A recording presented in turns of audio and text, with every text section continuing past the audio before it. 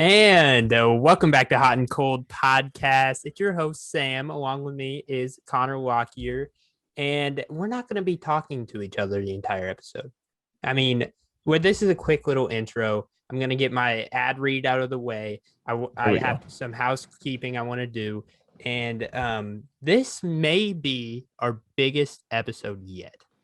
This is definitely the first time for sure. Yeah, it's definitely the first time we've had two guests. But we kind of have embodied what this entire podcast is. So we have decided to go full on. I think I think this is kind of your idea, but it was full on IU UK episode, half and half. Nobody's getting, a big time advantage in this race for the top. So first we're gonna air Jordan Holes, former IU basketball player. 44% 3-point shooter. You know him. If you're an IU fan and you don't know who Jordan Holes is, you're crazy. He was a role player, but he was probably the most popular player on that team, if I had to guess. Hometown kid. Hero. Hero. Yeah. Let's be real here. It's all this great interview. I mean, it's a great interview too. It's awesome. Yeah, we're not just giving him his laurels or anything. It was a fantastic interview. We know when we have a good interview and when we don't. And right after we pressed stop, we were like, that was fantastic. So some candid stories on Tom Crean. Even that Tom was cool. Crean, yeah, that was Tom awesome. Crean. Fits the narrative of the show. So listen to that, and then in the second half of this podcast, for our UK fans out there, we got Shawn Smith of Go Big Blue Country. This is a guy that we've had on in the past, but we haven't talked to him in a while. We kind of got some stuff on our off season, obviously Jalen, Duren, Kofi, Cockburn. But we also got some stuff on like the SEC, how well they're going to be this year. And then, Sky Clark, whether he's coming to Kentucky or not, and the rest of that recruiting class, including maybe Shawn Smith said a bold take, a player that might turn into the best player in the class coming to Kentucky. So we'll let you get to that. Before we do, I want to talk about our sponsor, Adrenaline Shock. So throughout this Jordan Holes interview that we just recorded, I've been drinking this Adrenaline Shock. This is probably the first time I've had this flavor in a while. It's number one. It's the first flavor they have, and it's called Shockwave. And I like to give reviews. This is decent. Not the best. I will admit it's not the best flavor, but that's because the flavors are so good. It is a very good energy drink. Go get your A-Shot. Get Orange Freeze, though. Orange Freeze is the best right now. It flip-flop with Blue Raspberry all the time, but yes, 300 milligrams of caffeine. I was just saying, I thought Blue Raspberry was the best. So it's like you got a power ranking. You got a power rankings going on here. Yeah, it's basically whichever one I've had the last within those two. Yeah, so recency bias at its finest. Recency bias, and also the Shawn Smith interview we taped on August 2nd before Jalen Duren released his commitment date. I think at the end of the interview, we actually mentioned that because it dropped during our interview. So that's why we're talking so candidly about it. So be ready for that. Just two great interviews, man. I'm so happy we got this done. So just make sure you go listen. If you're Indiana or Kentucky fan, this is perfect for you. So thanks for listening. There's not a podcast with better interviews with IU fan bases and Kentucky's fan base. There is not a podcast that has better interviews than this one, right? I mean, this is good for both. Yes. And it's also good to, it's a slice of humble pie for Kentucky fans, listen about the Wat Shot a little bit, but then you get to rebound from that and hear some what sounds like some really promising things for Kentucky in the future. So absolutely. So enough of us talking. Let's hear from Jordan Holes. And I would like to welcome on former IU basketball player, a 44 career percent 3-point shooter, and Jordan Holes is on the podcast. How you doing today? Hey, pretty good. Thanks for having me, guys.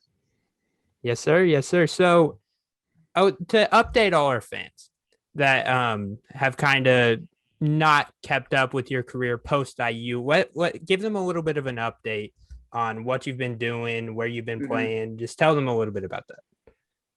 Yeah, so I graduated in 13, and ever since then, I've been playing professionally overseas. I've had stops in Poland, Kosovo, Belgium, and then the last 5 years I've been in Germany, all in the top leagues. Really good basketball. Um, Germany's been an awesome place to live. I've had a son was born there. I have 3 kids in total. Beautiful wife who lets me keep playing basketball for a living. So it's always good. She sacrifices so much for me to, allow me to do this and provide for my family. So as a kid growing up, it's something I've always wanted to do, make money playing basketball. So to be able to do that and, be, financially stable, but also see the whole world and expose my kids to that experience has been really special. Yeah. Yeah, for sure. And now on the court in the overseas game, it's obviously a lot different from American ball. So we've seen that in the Olympics with this American team has struggled so much against some of the lesser competition just because of play style. So if you could describe us a little bit about how much different it is over in, Europe, overseas, wherever, and how long did it take for you to kind of get accustomed to that different style of play? Yeah, and I think being from Indiana, it really did help me because we kind of focused on more so than other states. I'd like to think on the fundamentals and the skill work and, coming to jump stops and making bounce passes and just, knowing how to play the game and understand the game. That's something where the Europeans do a really good job from an early age. I think we used to do that back in the day, but now it's more so to go out, throw the ball out, and let's play some basketball. Now athletically in the U.S., it's been, we're we're really good in that regard. But I think just the different style of play when you compare it to what you've seen in the FIBA games, there are different rules. The NBA is more tailored to offense, where the lane's open. There's defensive 3 seconds. You don't have that in Europe. So like you see guys who play in the NBA and they go over and play in Europe after they're sitting, the league is over, or they have to go, 1 year over there, 1 year back, whatever. And it's a lot harder to score. The defenses are all loaded up. The schemes are a little bit different, but you're not going to go over there and average 30 points a game. Like that just doesn't happen. Right. In the NBA, that's what guys do. It's a business at the end of the day. It's entertainment. And I understand that too. You have that in European sports as well. But you look at a guy like Luka Doncic, who's unbelievable. And the game is just so slow for him because he grew up, he's Slovenian, but he grew up in Spain, played on one of the best teams in the whole world outside the NBA. You play the EuroLeague, there's different levels. But he's been playing that since he was 16 years old, 15 against grown men. And you see just the fundamentals and the skills that he has, the understanding the game, different reads. And then when you get to the NBA for him, the lane's completely open. So all he has to do is beat his first man and get down the lane. And then he gets to pick whoever he wants to shoot the ball, So I think the biggest difference is just the fundamentals and the skill work that they're able to instill at a very young age. And there's different rules and things of that nature that, we don't have here in the States and vice versa. But for me as a player, I think I'm more tailored to that style anyway. That's just how I grew up playing in Indiana.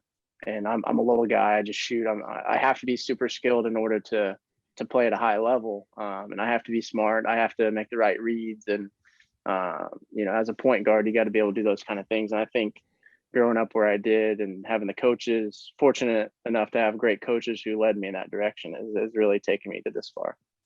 So you haven't seen many guys like Oladipo throwing down 360 windmills overseas or anything like that? It's not that it's not over there. It's not as available is what. It's not it's not going to happen every third play of the game. Like again, guys aren't going to average 30 points, and if they do, then they're the only guy on that team shooting the basketball. It's just like team ball, moving the ball, swing, you get the best look. That's just how the style is. And again, that's how I grew up. You play basketball the right way, you're going to get rewarded. But at the end of the day, it's also a business. So if you don't score at all, you're not going to get that next contract either. So there's things of that nature that happen.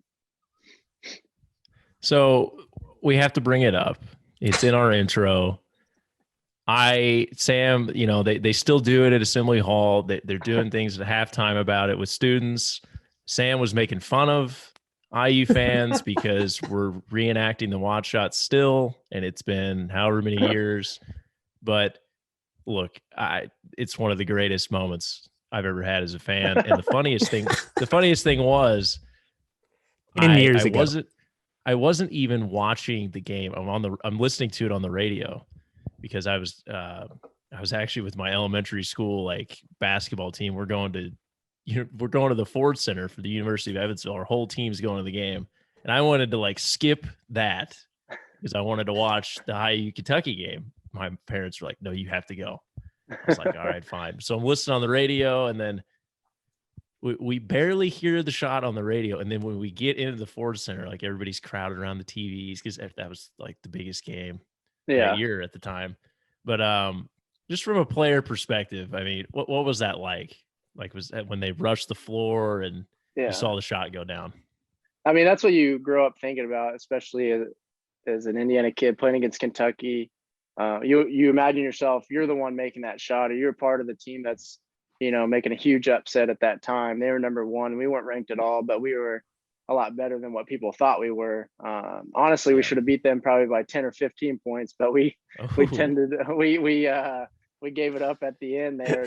And luckily he missed the free throw and able to capitalize. But as a player being on the court, it's just one of those things that you're never going to forget. And there is a reason why people keep playing it over and over. It was a huge statement for us as a team at that time, a huge statement as a fan base for the university, the basketball program. Like, we had been in some really tough times, and for us to be so terrible my first 2 years and my junior and senior year, that happened my junior year, to have something that special happen the way that it did is something that, hadn't been done in the program for a long time. So that's why it's so important. And that's why we do keep showing the shot. I mean, Duke shows a shot against Kentucky as well still, I'm sure, but I know the stakes are a little higher. They're all against Kentucky. They're all against Kentucky. Yeah, UNC's got one too. Yeah, everybody's got one. Yeah. at least Kentucky's in all those games. You know what I mean? It's not always that's good. They're in the games. They're going that far. But as I was in the corner and just it's kind of like a broken play, and Verdell Jones made a great read. Christian, that's his shot. And I don't know why I thought they were going to foul. They didn't foul. So I don't know. It was awesome, man. The crowd rushing the courts, you don't hear Assembly Hall. It gets really loud all the time, but that was something completely different.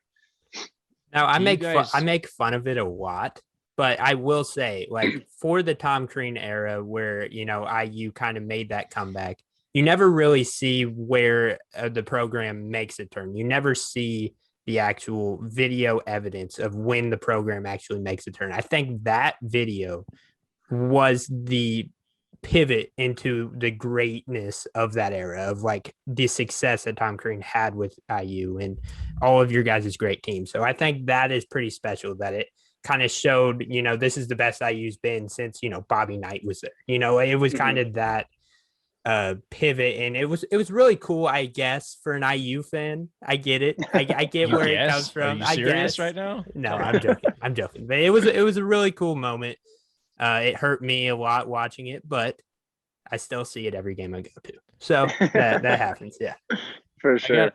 I gotta ask, because the best part about the video and seeing the highlight is Tom Crean's face as he's walking to go shake hands. Did you guys ever ask him about that? Be like, no, but that's always completely baffled about the shot and that it actually went in. Yeah, who knows what's going through Coach's mind? He's always on the go, always going, and that's just forever going to be a meme of his face. Yes, I loved it.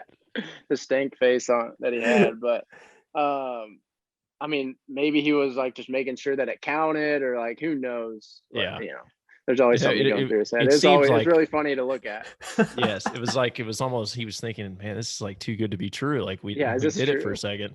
But other than that moment, obviously, is there any other moment that really sticks out for you in your time at IU? Away from the Kentucky game, you mean? Yeah. Just anyway. Yeah.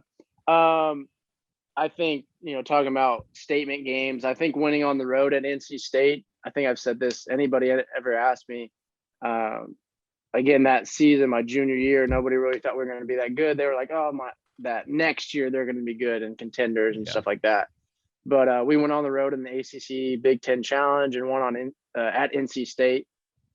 Big win. They were a good team at the time. And for us to get a win on the road didn't happen very often the first 2 years. So for us to get that against a good team, like that was kind of got us going like, hey, like we're ready now. We don't need to wait any longer. This is our year. Let's just keep shocking people. And then the Kentucky game, and then I think we ended up going 14 or 15-0, and then we ended up losing at Michigan State that year for our first loss of the year.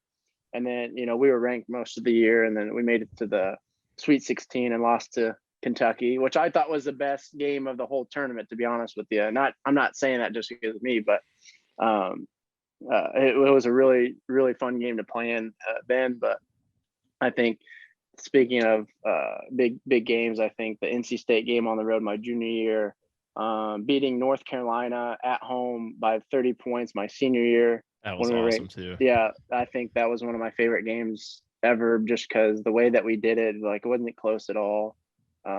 Everybody. I think I still have a poster for that game. I still have the poster from that. The score. Yeah, got the score. I still have the picture of that somewhere in my one of my closets. Yeah. Beating Michigan State at Michigan State, which hadn't been done in like 20 years or something like that for IU, was also big. We beat Michigan State pretty well at home. Like just games where we were already good and we knew it, but like we just stepped on people's throats, and we just kept that going. There was a few slip ups, of course. We lost at Minnesota, we lost at Illinois, stuff like that. But the barn's a weird place. That always it's a weird. I feel like that always happens. That's like every time they go there, it's like they're going to the barn or like the Kohl Center. It's just like, you're gonna lose one of those games. It seems like. I forever hate Wisconsin because I didn't beat them in 4 years, not once. 0 times I beat Wisconsin. So that's crazy. I don't think IU has won at the Kohl Center in like in the 90s time. Yeah, no, forever. It's crazy. It's awful. It's awful. So you kind of described your playing career, and obviously the constant in all those teams, it was Tom Crean. Tom Crean was your coach throughout all your 4 years, I believe, right? All 4 years he recruited you in, all right.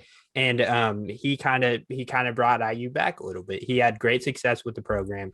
Obviously, never got the big one, but he was a great.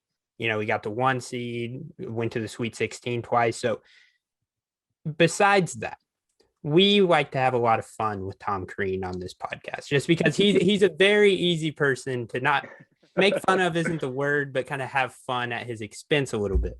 So for our listeners and for what you can share, do you have any memorable stories behind the scenes with Tom Crean? And was the Little Caesars and the Diet Coke flowing always in the locker room? Always. Like as a team, we had Papa John's, but himself. What? Wait! This is a big development. He allowed you guys to have Papa John's in the locker room? Yeah, so he just kept Little Caesars to himself, I guess. But we had Diet Coke always. Beginning in my career, he always had like these energy pills that he put in his water. But he, like, you see him pacing up and down that sideline. That's how he is all the time. He's always thinking. He's always, what can we do next? Like almost too much, too over analytic, too whatever. But that's also why we were so prepared for every situation. 2 seconds, 3 seconds, 6 seconds, 8 seconds. Like we had plays and things for every situation you can imagine. So, from the X and O standpoint, it's awesome as a point guard because I had to learn 1 through 5 positions of every single play. We had a playbook about that thick, and for me, I learned so much basketball wise. But in the locker room when he got going. Whether it was in Puerto Rico my freshman year, throwing a Gatorade cooler across the room because he's so mad that we're getting beat by 20 to Boston University, or getting in the fetal position when we're playing Illinois at halftime because we're playing by like a bunch of babies. Like he had some pretty crazy moments for sure. I know I'll never play for a coach that's more demanding. Like that was the hardest thing I probably had to do in a good way, like mentally, physically. To this day, I still use all the stuff that I learned, going through it. It sucked. It was pretty difficult, but we saw the reward for all the hard work, and he pushed us, and it kind of helped us as players, as teammates, and best friends to kind of rally around each other. And we got to get this done as a team. We put in way too much hard work to not reap any of the benefits, that kind of thing. And we really did a great job of that. Through him too, him and the staff. Our staff was great getting us prepared, and definitely was hard at first, but at the end it was all worth it. So Tom Crean, not to harp on him too much, but he has probably had, and you don't have to say anything about that, he's probably had the worst offseason of any coach in America. He lost most of his team at Georgia, which is not his fault. It's kind of the transfer rule kind of screwed him up a little bit. But as a great X's and O's coach, he knows the game inside and out. Do you think he can turn around that Georgia Bulldogs team? Yeah, I think coach is also, he's a really good recruiter. So he's going to get guys. He develops players really well. You can see that with all the draft picks he's had. And you like to think that translates to wins and losses and tournament appearance, those kind of things. So I think he can definitely get it done. His resume speaks that. He's been to the Final Four with Marquette. He took us to 2 Sweet 16s, and then he went to another Sweet 16 before he left IU. 2 hour big, he can get it. He's just got to get all the pieces in order. Again, I don't get to watch too many games, IU games, let alone Georgia games. So I can't really comment too much on what the players are doing. That's fair. It's different recruiting to Georgia than it is to IU, and vice versa. Yeah. So I honestly don't know the dynamics of that and what challenges he's facing. You mentioned the transfer rule, that whole thing, the NIL thing now. So many different things going to play now, that even more so than it did before the NIL was even a thing. People were cheating before that, but now you can do it. So the cheating was going on in Kentucky, Sam. That's what he was saying. I know. I understand. I got the joke. Thanks, Connor. Okay. I just want to make sure. I did not say that. You said that. I do have a question. Because as a fan, I love Tom Crean when he was there, but then I in a way things really fell off. I think OG got hurt in 2015, and that season really fell off the rails.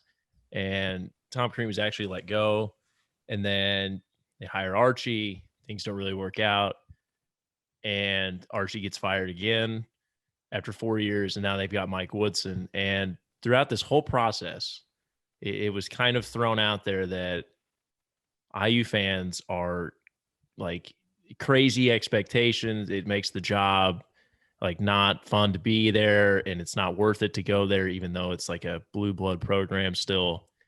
What's your, I guess, kind of perspective on IU fans and their high expectations, I guess, that have kind of been developed through the Bobby Knight era and that are still there today?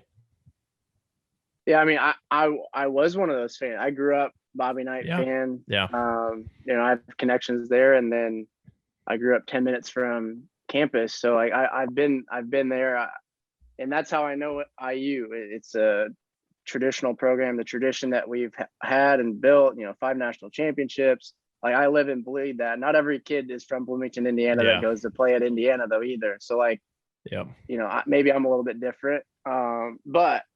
With that being said, I think, the expectations for a big time program like that, I didn't mind that as a player. I didn't go on Twitter every single game or anything like that. I didn't let that affect me. And I know now it's way more than when I was in college, the exposure, the social media stuff, it's not nearly as it wasn't nearly as big when I was in college, but I think the expectations, it's not unrealistic.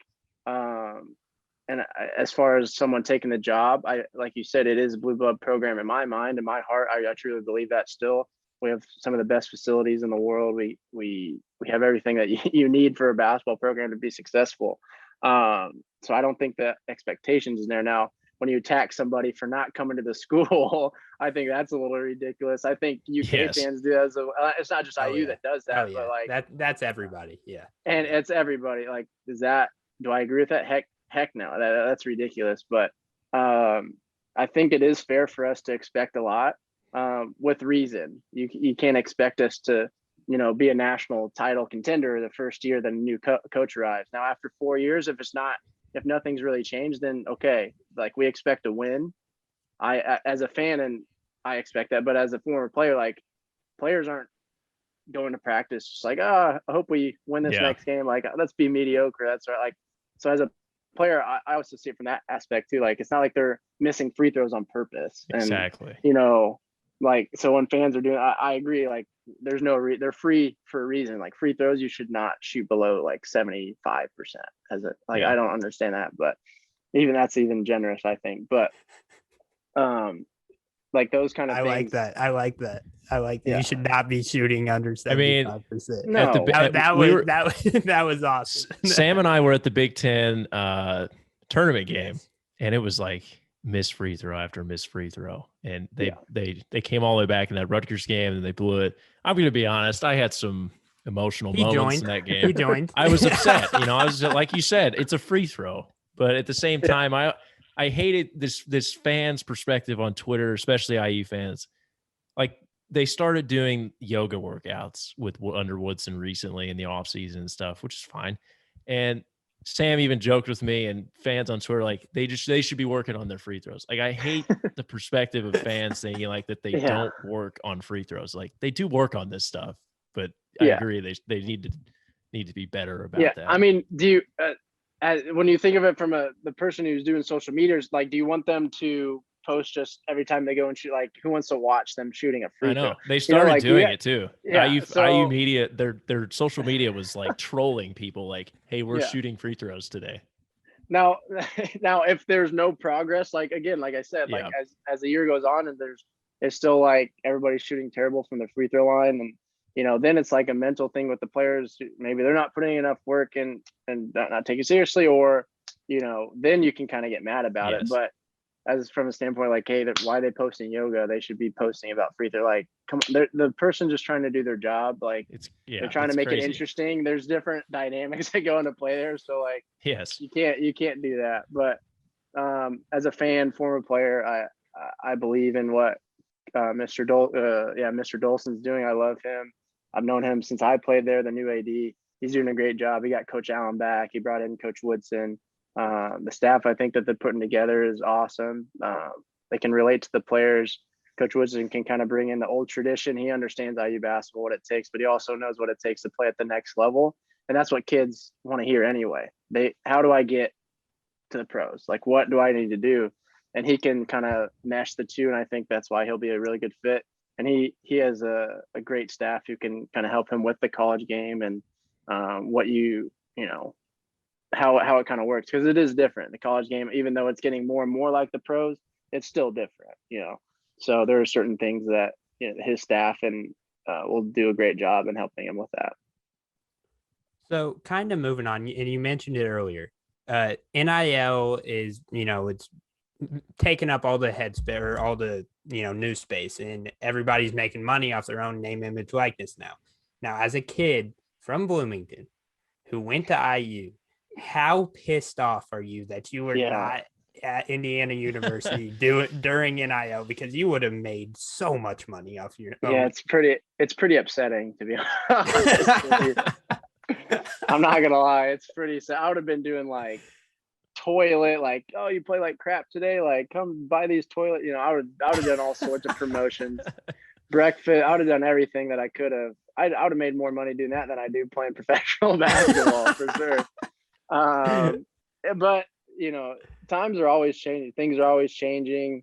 Now I was a little surprised that they just kind of completely opened it up. Like, there's no rules. They're just like, all right, free for all. So you guys, how's that going to affect recruiting? How's that going to affect team dynamics in the locker room? And I think IU did a great job of being prepared for this transition, hiring, or outsourcing to different companies who can help the players understand, all right, now this is what you're getting into. This is how you can do it. These are the proper steps to take. Cause the thing that I kind of like about it, these kids are going to be learning real life situations. Like, you go and sign a contract, you're expected to do exactly what it says on that paper. Like, as a pro, you understand that, like, If they say I don't have a car, I'm definitely not getting the car. Or they say I have transportation, that means I could be getting a bike with a basket on it.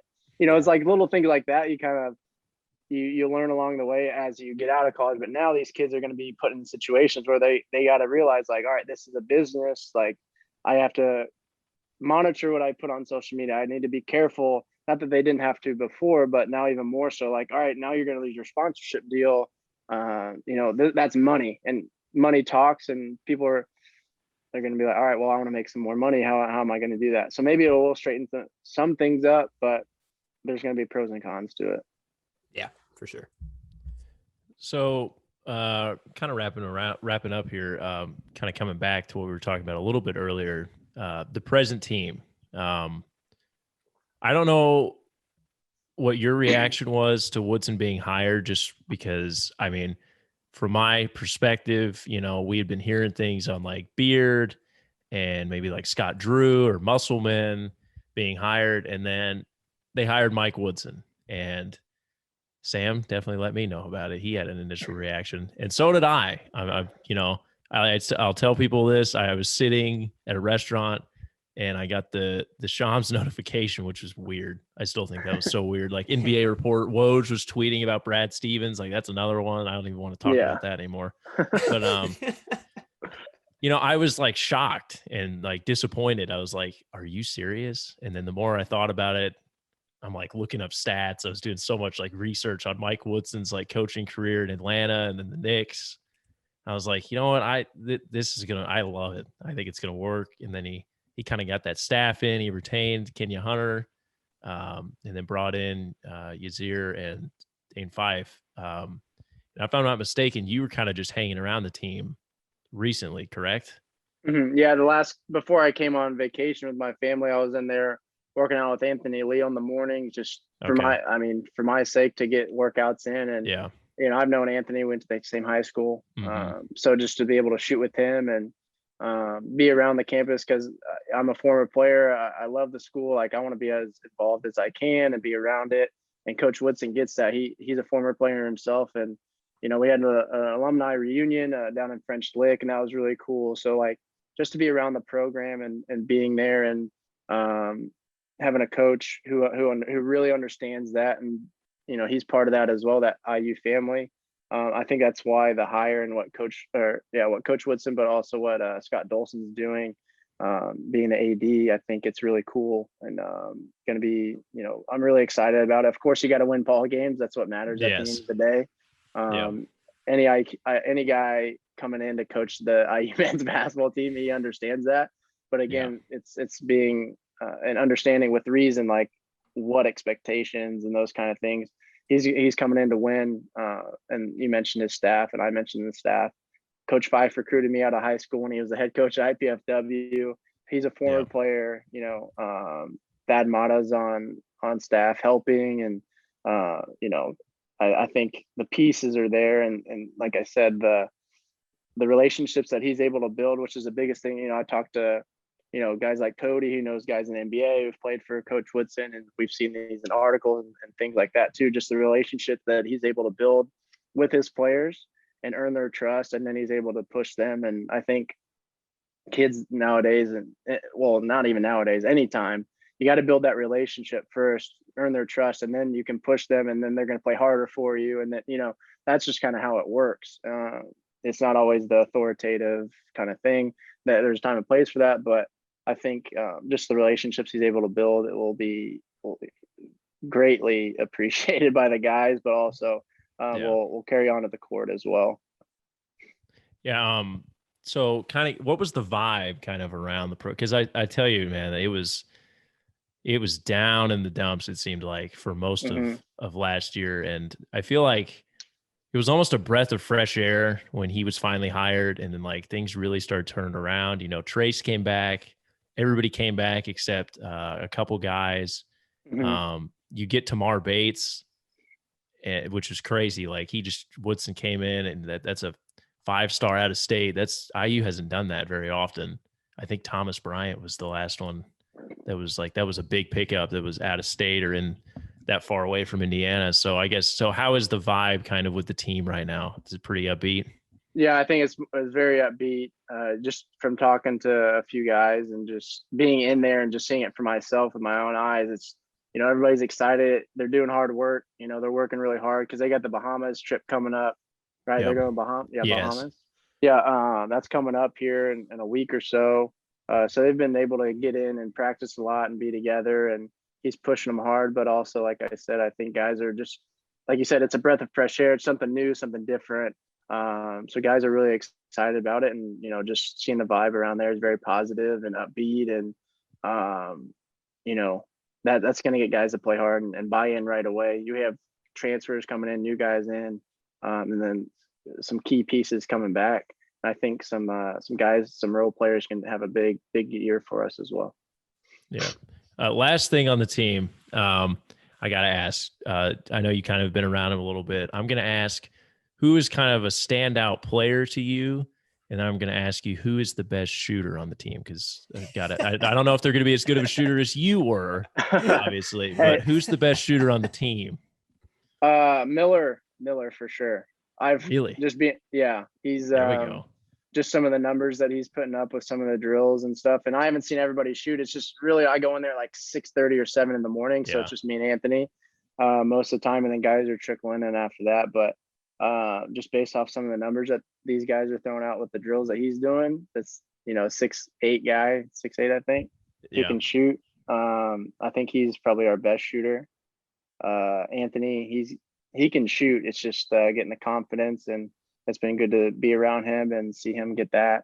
And then what was the other question? You said shooter, just and then kind of a standout. Who's been kind of a standout? Maybe that's flying under the. I mean, obviously Trace is the big name, but who's someone maybe that's kind of flying under the radar that stood out to you? I got to see like one, like half of a workout. I haven't honestly seen a whole lot. Okay. But I just based off what I did get to watch last year, Galloway, man, I think he can be he's like that Will Sheehy for us. He can't shoot like Will, but like he's smart. He plays hard. He knows how to drive and kick, get guys the ball when they need it. I think he can be, again, this year, like he was last year a little bit, that glue guy who can kind of get things going for us offensively, not necessarily even scoring. Like if he makes a three, then, we're excited. Right.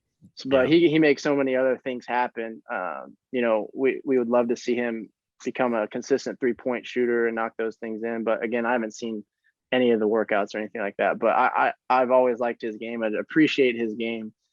Just the way he cuts and moves with the ball, and just like I said, driving kicks, and then he just plays his butt off. Like I've always really enjoyed that. Like you said, Trace, obviously. I've always liked Rob. I think he can have a huge year because he can lock up defensively, and then offensively, just trusting his shot and just being aggressive. I think last year we saw it. Whenever he was aggressive, we were so much better as a team. Yes, just because it opens, you can't just sit with Trace. Like you can't do it. So I think when Rob is aggressive and adding some more guard depth as well, that way you can attack and shoot and penetrate guys who are transfers and stuff like that. It'll be good. They'll mesh well, I think. And, but time will tell. We'll have to see. And that's only a small sample size, like I said. So I can't. Yeah. That's just thinking off the top of my head. So one last thing before we let you go. If this season goes like last season, the shots don't fall. They're not shooting very well from the field. What are we talking about? Okay. I don't even want to think about this. No, listen to me. It's a big. I don't want to think about this. Just wait for the end of the question. Okay. If the shots start not falling, do you have the COVID year, extra year eligibility? Jordan Holmes back NIL. That would be awesome. I would do it just for the NIL part, just so I could make some money. Gosh. He would make so much money off of that if he came back for 1 year. That would be great. But I'd be a consultant. I can be a shooting coach if they want me to. They know where to find me. I would do that for sure. There's another way to do it, but I think, like I said, they got great pieces. They got a coaching staff lined up. I think I'm really excited about it. And if they were to approach me with some extra year of eligibility, I'd take that in a heartbeat. All right. Well, Jordan, thank you for coming on. We need to get you on again soon. I know you're a busy man. You're playing over in Germany, the time zone. So I don't even know, what is the time zone over there? It's so in Germany, it's a 6-hour difference. I'm 6 hours ahead over there. So, Okay. and I Okay. head out there in like 2 weeks. I go Okay. back. So, yep. Okay, so maybe when the season starts or something, we'll get you back on. You like get hooked up again. But it was super nice talking to you. I'm excited to meet you, have you on Hot and Cold, get a good relationship going. But thank you for coming on. It's been awesome. No problem. Thank you guys. Appreciate it. See ya. Bye. And now we'd like to welcome on from KSR Sources Say, from GBB, Kentucky Daily, all these different, you're on so many different sites right now, but it's Shawn Smith. It's his second time on the Hot and Cold podcast. How you doing today? I'm doing great, guys. Thanks for having me again. Yep. No, we're super excited to get you on. We had Jack on since we've had you. So now we've had both of the Sources Say guys on. So we're very excited for that. Now, I do have a question for you because Sources Say did something very special. They went on to KSR and they were a guest host. So tell us a little bit about that, like what you learned from it, what you've gained, because I'm sure you've gained a ton of following from that. So tell us a little bit about that show. That was a really good experience. Really cool. A little eye-opening too, because you listen to the show and we do the podcast and things, but live radio is just significantly different because I know it's a 2-hour window that show fits into, but when you really break it down, you maybe have about an hour and 30 minutes. It's not a full 2 hours. So you're trying to fit all this stuff in.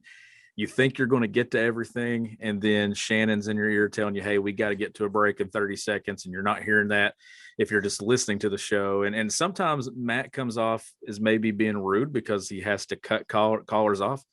I learned that day that he doesn't have a choice, that it literally cuts them off right then. So if he doesn't cut them off, it's just going straight to a commercial. I think that was the biggest thing for me, is I learned that there's so much more that goes into that, and the grind of having to prepare for a 2-hour show, and especially in the summertime where there's not a ton of content. But no, it's just a great experience. I did gain quite a few followers off that.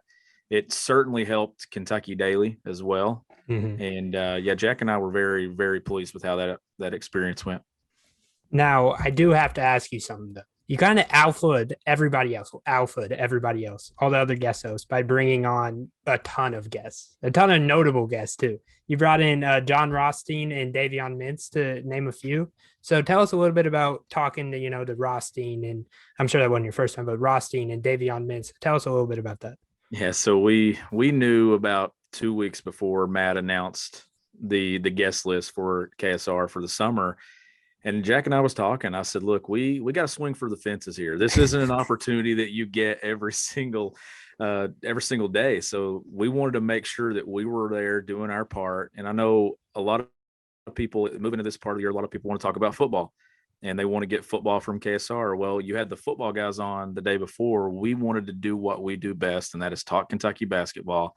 So I said, all right, let's try to get a player. And we were expecting to get maybe an assistant coach like Jay Lucas or someone. And then UK says, hey, we'll give you Davion Mintz. So we didn't even ask for Davion. Oh, wow. It worked out perfect that they were able to give him to us. I know he had that interview with UK media about 30 minutes before us, but we really got the first initial reaction with everything that he said.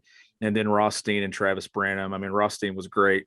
I mean, there's nobody that really just covers the pulse of college basketball better than Rothstein does. I mean, the man starts tweeting at 6 o'clock in the morning. Mm-hmm. And he doesn't finish till 11 o'clock at night. And then Branham coming on too and covering recruiting and everything. It was a really good blend of guests, I thought. Yeah. So we can't talk about Kentucky basketball and not bring up the man of the hour, Jalen Duren. It's gotten really quiet. Sam and I have kind of been going back and forth on this. I mean, I've talked to Sam like, man, this seems like late. Like, I don't know if this is out of the ordinary. I don't know what your take is on that. But it's like, Sam and I are in college. We're about to go back up to school. And it's like Jalen Duren, if he's going to reclassify, it's the same thing. Like, it's only a couple weeks away. So just kind of, is Kentucky still in this? I know Memphis just hired Rasheed Wallace. Like, maybe that's a pitch to a former big man from Philadelphia. I know Aaron Torres just tweeted about that the other day. Just kind of give us the outlook on Duren here. I think Kentucky's roster set. I do. Really? I don't think that Jalen Duren will be at Kentucky. I don't. But then again, I also will say this: I don't think that really anyone truly knows, like from national Yeah, analysts and I things, because agree. it's been so hit or miss. But just from the people that I've talked to, from the people that Jack has talked to, the feel is that we'll be somewhere other than Kentucky. That's Mhm. where I'm at right now. But like I said, I don't think anyone really knows. Like it's been so Yeah. different. When he took his official visit to Kentucky, I mean, there was a lot of buzz that Kentucky felt like they were in a great position. And then obviously the Kofi Cockburn situation, and then deciding not to take Kofi because they wanted to commit to Duren. And then Cal feels comfortable with what he has. That's the last message that I got, that this roster as it stands, he feels like this roster is good enough to get the job done. So I'm going to say just a prediction here that he goes elsewhere. I think obviously Miami and Memphis are the two with the most buzz, and it's hard to believe that Kentucky could actually fall in like fourth place behind the G League and some other options, considering where they were with that official visit. But that's been a very bizarre recruitment over the last month. But in Kentucky had an opportunity too with Jack there at Peach Jam. Some people that Jack talked to, they had an opportunity to say, no, we're not in that. We're not pushing as hard, but somebody told Jack that they feel like they still have a shot at it. So maybe, but who knows? The NIL era and stuff, you'd love to see Kentucky land a prospect like that, because that would be the great kickstart into that and kind of taking over that aspect of college basketball recruiting again. But as it stands right now, I'm going to say Kentucky's roster set. Do you think the Kofi recruitment kind of hurt that during recruitment, because he kind of felt less prioritized for, a couple weeks because Kentucky was favored for him? If you go off the spin of from some people around UK, Kentucky never recruited Kofi, right? Yeah. So sure. that's the spin. But I'll also say, sure, no, Kofi Cockburn wanted to come to Kentucky. Kofi went into the portal under the assumption he would be at Kentucky and was willing to come. And Cal decided that he didn't want to mess with some team chemistry issues there, especially with the issues they had a year ago. I think that was concerning, but I think this is one of those things that, I mean, it remains to be seen. Let's say that they don't get Jalen Duren, and here's Kofi, an All-American again at Illinois, and let's just say that Kentucky falls short, and it's because of their front court. John Calipari is going to get a lot of criticism if that happens, because he passed on an All-American and just over concerns of possible fit, and then possible, locker room, some things there with some guys maybe not agreeing with it. I don't know who those guys were exactly, but this has been such a weird summer with that, because I thought for sure, I had heard about 2 weeks before everything came out that Kofi wasn't going to Kentucky, that Kentucky was planning to announce him as a transfer. And then all of a sudden the wheels fell off. So wow, that was Kentucky deciding not to do it. Do you think that it was a mistake kind of going after, like, pulling out of the Kofi discussion? Like, do you think that was, I couldn't remember. Sam said that you and Jack were kind of, I can't remember which one was on, like, the Kofi versus Duren, like who they should go after. I couldn't remember if you were on the Kofi or Duren side. Which one were you on? I was on the Kofi side just because it was a for sure thing. And Okay. you didn't know for sure if you were getting Jalen Duren. I mean, it's what has changed since Kofi went back to Illinois. You and I were just talking about a second ago that all the buzz is somewhere else. Mm-hmm. So you had a for sure done deal with an All-American wanting to come play for your program. We know that Oscar Tshiebwe has had foul trouble in the past. It's not realistic to expect Oscar Tshiebwe to play 30 plus minutes. So there was going to be minutes available there. And I know we've been pushing this whole narrative of playing 4 out, 1 in. But you don't pass up on a second team All-American unless there are some other things there. And I never really bought the spin that Kentucky didn't pursue it, because when he goes in the portal and pretty much states in a story to ESPN, Kentucky was the school that he named, that there was something there. But Antigua and Chin Coleman were on staff for 2 months. So I also don't know, like I've had some people ask me, well, did Kentucky just not expect Kofi Cockburn to go into the portal? Look, these guys talk. I think that all along he wasn't going to the NBA. I think that looking at his options in the portal was the plan. But you also can't tell me that a guy before he withdrew from the draft, he put his name in the portal and then decided to remove his name from the draft, and then decided to remove his name and go back to Illinois. Like, that just seems like a big circus for absolutely nothing. That right there tells you there was some legs to everything going on. And then when it got late, Kentucky just decided it wasn't worth messing with the Jalen Duren recruitment or the roster.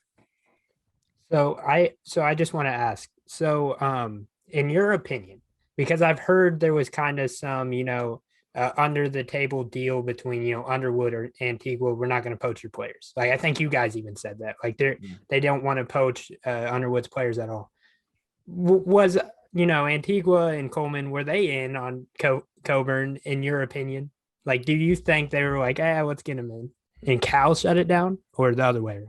See, that's the part I really don't know. Right.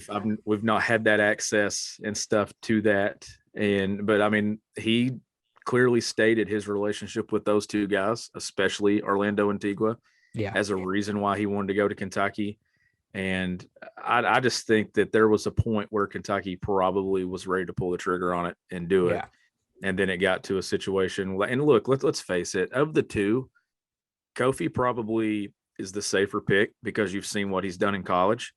But Jalen Duren is the home run because it's the NIL era. And I think as far as NIL opportunities and money, that would signal a turn back to what Kentucky had been doing in recruiting previously. That's where some people were picking Jalen Duren over Kofi. I don't even think we ever considered the two players side-by-side comparison on the court. I think some were looking at what it would do to recruiting for UK, moving into a class where they're expecting to make a huge splash again.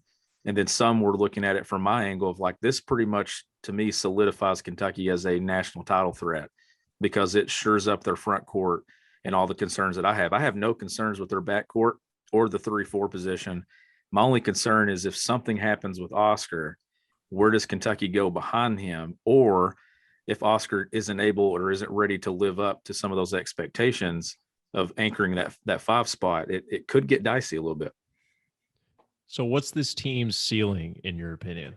Now that say hypothetically they don't get Duren and he goes elsewhere, what's the ceiling? I know you just said that they were definitely like they would be in the title contender conversation, say they got Kofi. So are they still in that conversation, or do you think that maybe they're on the tier below?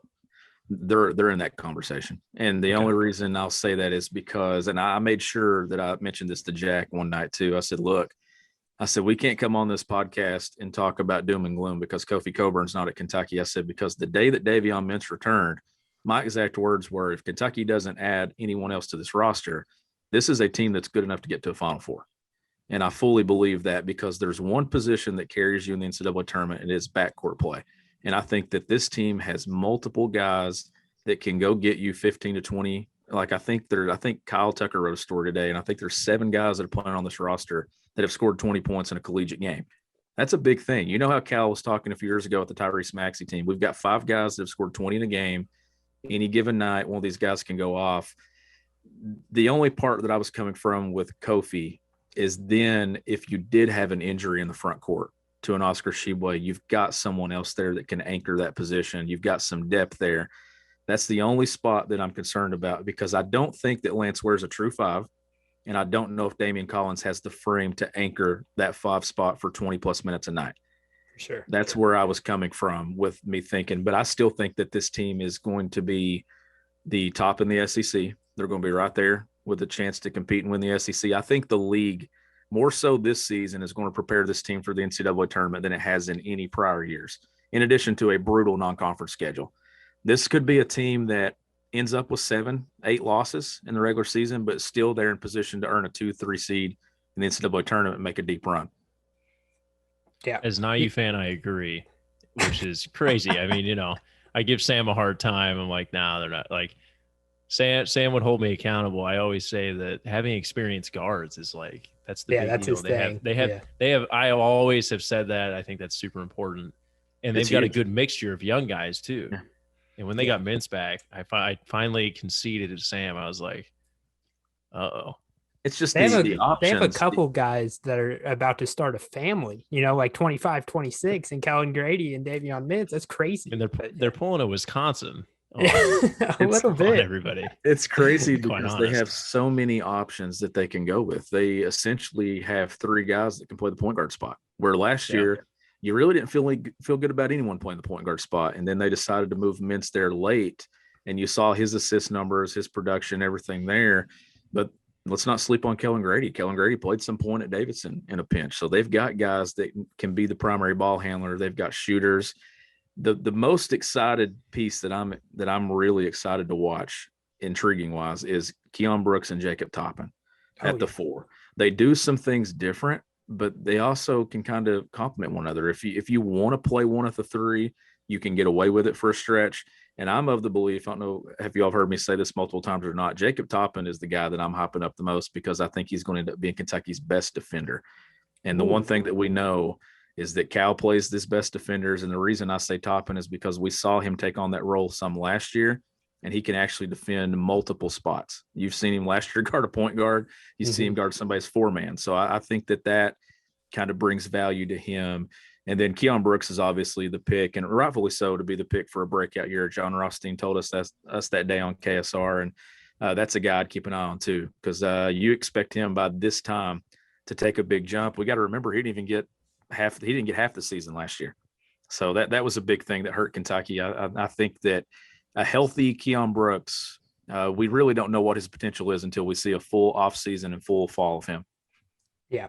I think I said something to the effect of in a podcast earlier in this offseason. I said something to the effect of, I think that he could be All-American, a 3rd-team All-American. He did. And he did say that. I was swinging a little bit out of my shoes when I said that, but I will believe it. And you can't, and that he has to show that he can't for me to take back that take, but I still think he can.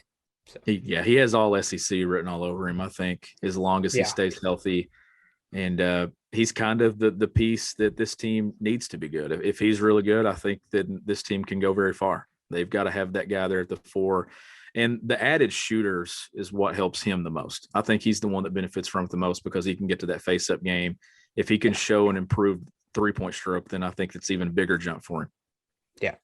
Well, kind of in that same effect of breakout players, every year around this time, there's always a leaked player, not last year, which was kind of, or I guess Isaiah Jackson was, but there's always a leaked player that has gotten some buzz, coming up. Shai Gilgeous-Alexander was a big one. Now, do you have a player that you've heard by any writer, by anybody close to the program, has come alive in these practices? So you're saying somebody that's maybe flying under the radar? Well, he doesn't have to be flying. Well, it's better than they thought he would be. Kellen Grady. Okay. Kellen Grady, for sure. And it's hard to believe that you can say that about a guy that's averaged 17.8 across 4 years of college basketball at Davidson. But that's a guy that multiple people have talked to, some people that have watched practice, people that's within the program. They've all come back and said, wow, this guy is much better than what we thought he was. And they already thought he was good. And if you go back and you remember the offseason when the SEC tournament ended, things got quiet there for a day or two or a week or so there. But then Kellen Grady was the first guy that they landed. Mm-hmm. You didn't even know if Kentucky was even in on Kellen Grady. Remember, he goes into the transfer portal, and then a week later, Kentucky just announces, a press release that he's transferring to Kentucky. And he was signed. He was signed too. And done. And that's how they kind of operated all off season, is that it was so quiet that you didn't really know who had a formal offer, who didn't. But Kellen Grady was the first guy that they targeted, which told me that they thought he was really good and they prioritized him. But I still think that he has been a big surprise with how good he actually is. Yeah. Okay. On this next question, I'm going to let you get a little bit national here. I'm going to let you step out of Kentucky. So you mentioned it earlier, the SEC is going to be very, very tough. And you said that you think Kentucky has the potential to prevail in this conference. Who do you think is going to be their toughest competition? Because obviously Alabama, Arkansas, those are 2 teams that have gotten a lot better.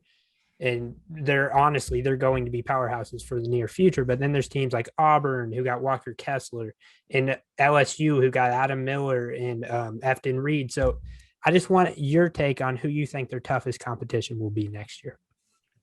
I think it'll be a mixture of teams. I mean, obviously Alabama and stuff. I mean, they're obviously going to come back and want to defend their SEC title. Tennessee, Rick Barnes and Tennessee, a well-coached team there. I expect them to be there as well. You think Auburn will get back in there as well, adding Walker Kessler. Mississippi State's a team too not to sleep on. They've done a lot in the transfer portal. Mhm. And I was looking at the schedule the other day, and that's usually not a game you circle if you're a Kentucky fan or you follow Kentucky, but that's an interesting one.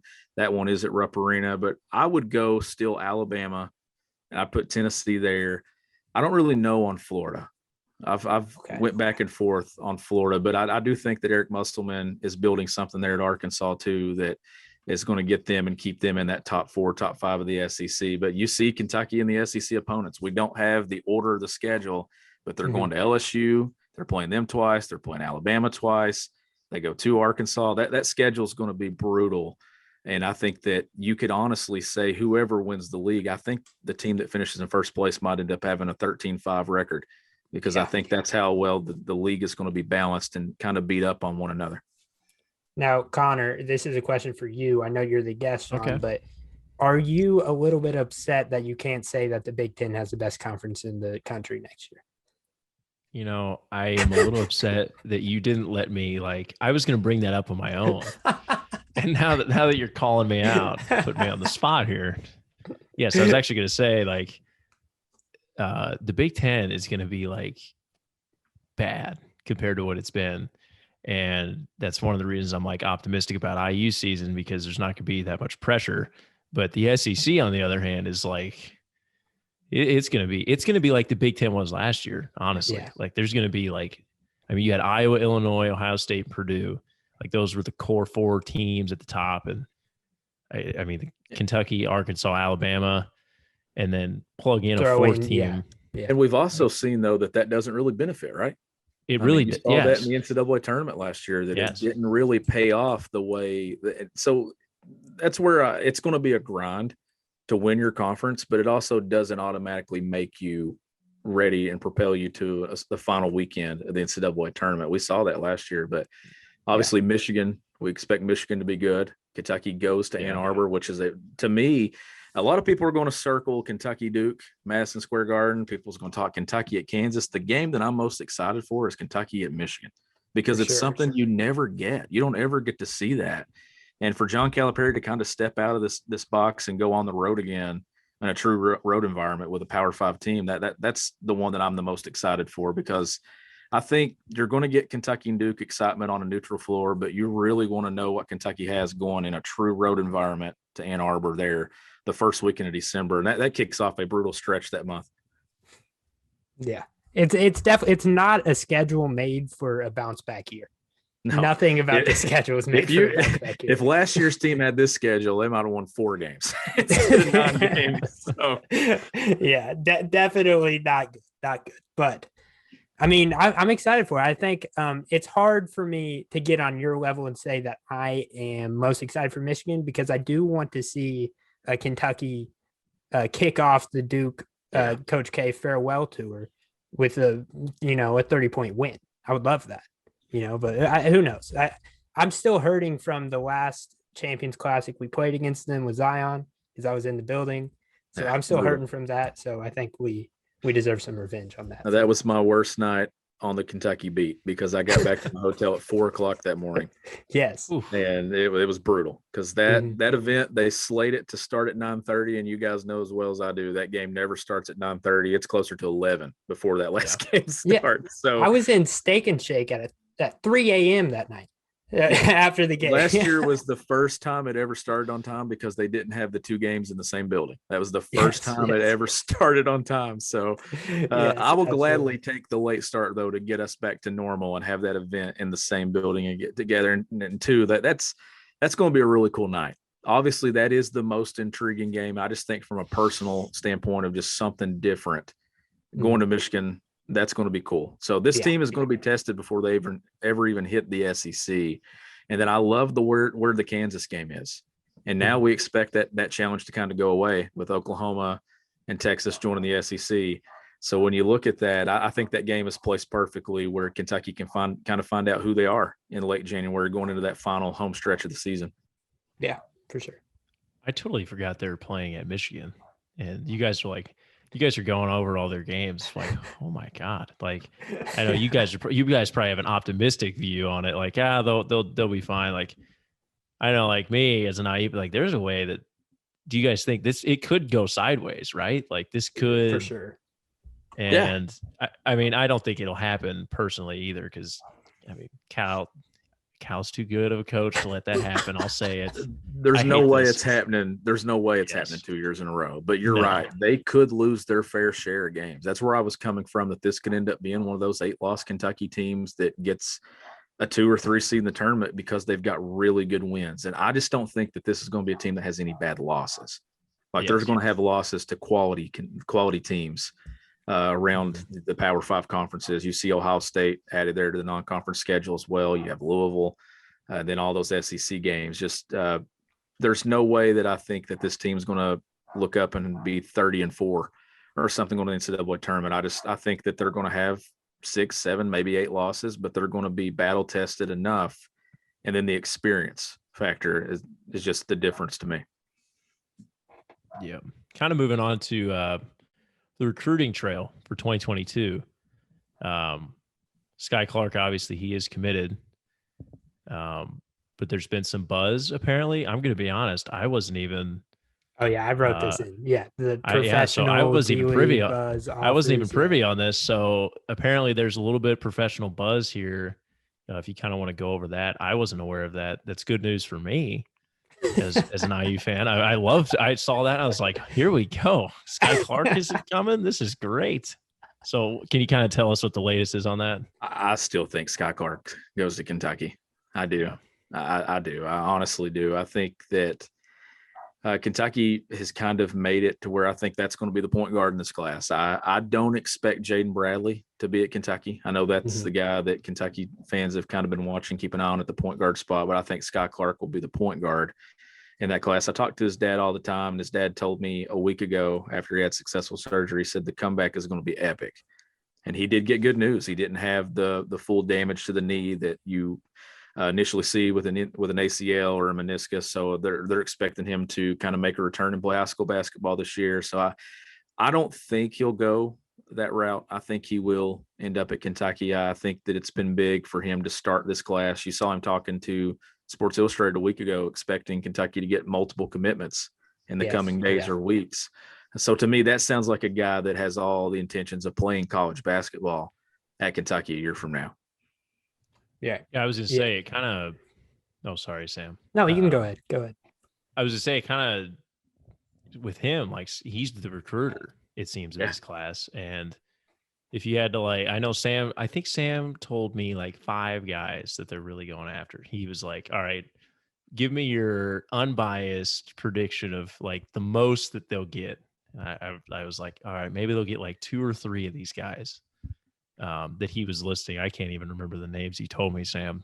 Yeah. But who do you think will join him if he does decide to stick with Kentucky? I know there's been some names he's thrown out there already, but well, the most confident that I put it on a 10 out of a 10 right now, how confident I am. Shaden Sharp is the guy that you got to start with. There's been so much Kentucky buzz there for a while that I'm expecting him to kind of make a commitment before Kentucky even plays or starts practice.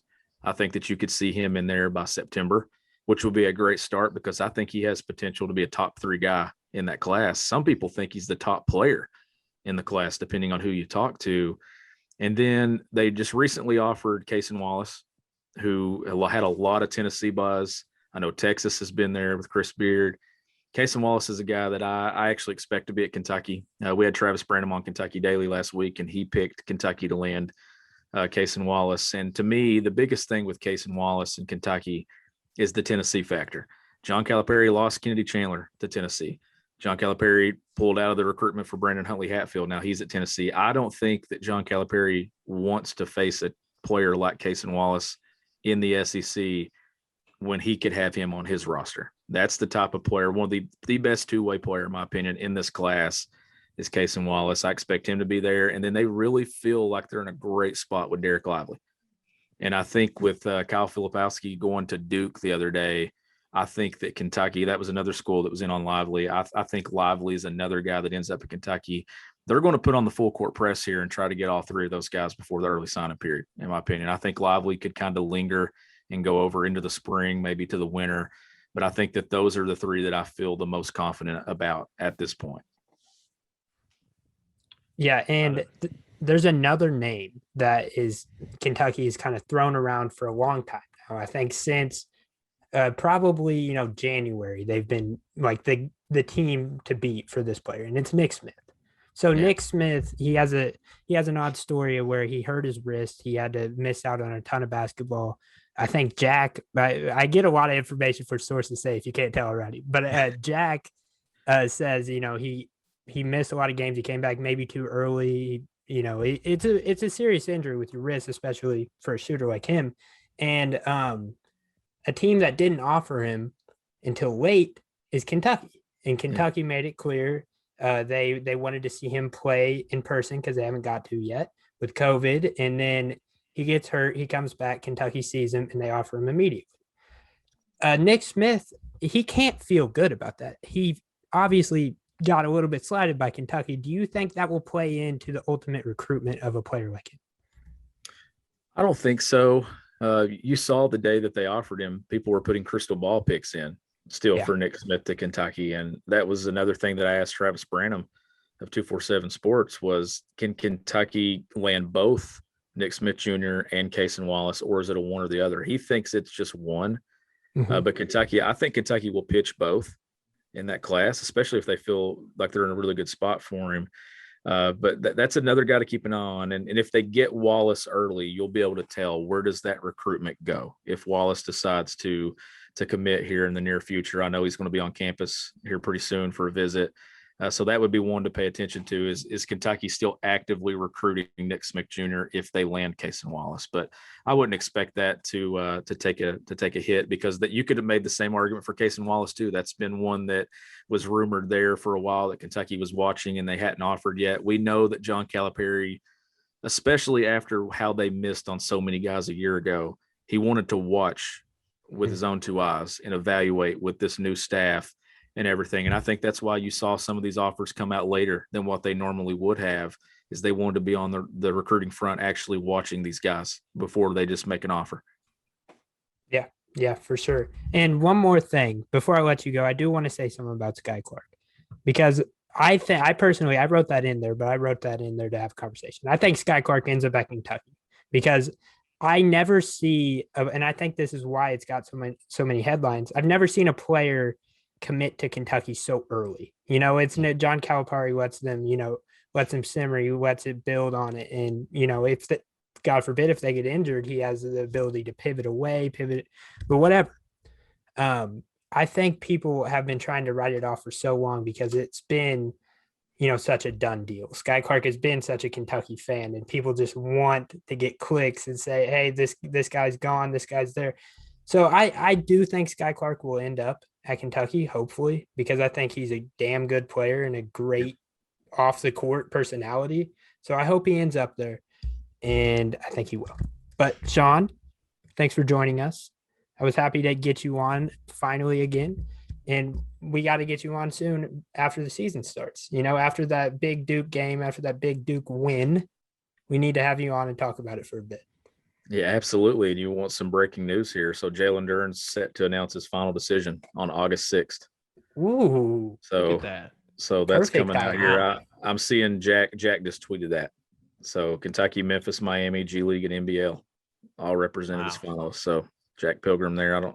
I don't see where he got that or anything. I'm sure maybe that was posted on something, but yeah, coming up pretty quick. So we're going to know something on what's going to happen. We'll know for sure if Kentucky's roster is indeed set, and maybe it's quiet for a reason. Who knows? I'm sure Kentucky fans are going to be plugged in watching that, hoping Jalen Duren ends up at UK. But just given the situation, my pick right now would be somewhere else.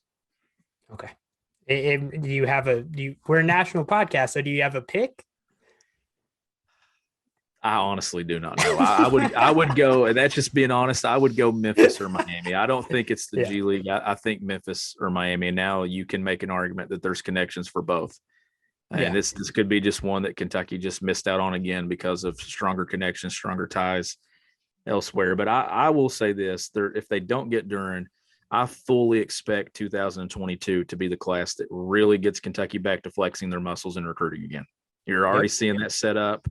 And I think that John Calipari and the staff is going to try to do that before the season even starts. That way they can show that they're back on the floor and they're back on recruiting as well. And they're wanting to lead this new NIL charge. Yep. Last thing, this made me think of it. Is Amoni Bates really going to reclassify? Do you think he will reclassify? Because I've heard smoke Duren and Bates to Memphis next year. I'm not kidding. Is that a real thing, Shawn Smith? I don't think so. Crap. I don't think so. Jesus, that was a bomb right there. There is smoke. I mean, there's a lot of people that expect him to reclassify, but man, Penny better win, right? If you get those two and don't win, I'm almost begging for them to get there, because we will never see a fumble worse than that happen ever. No. So I'm almost rooting for that. If Duren doesn't come to Kentucky, then let's have that happen and see how Penny can turn that team into the NIT champs, because we'll see. But all right, again, Shawn, thank you for coming on. We'll have to get you on again soon. Yeah, have a good one. Yeah, anytime you all need me. By the way, I like the logo, and the hat's really nice too. I like that. Do? Hey, we'll hook you up with one if you want. We got you gotta send him a hat, man. You gotta send him a hat. Just send me the address and I got you. Absolutely. I appreciate it, guys. I'll see you.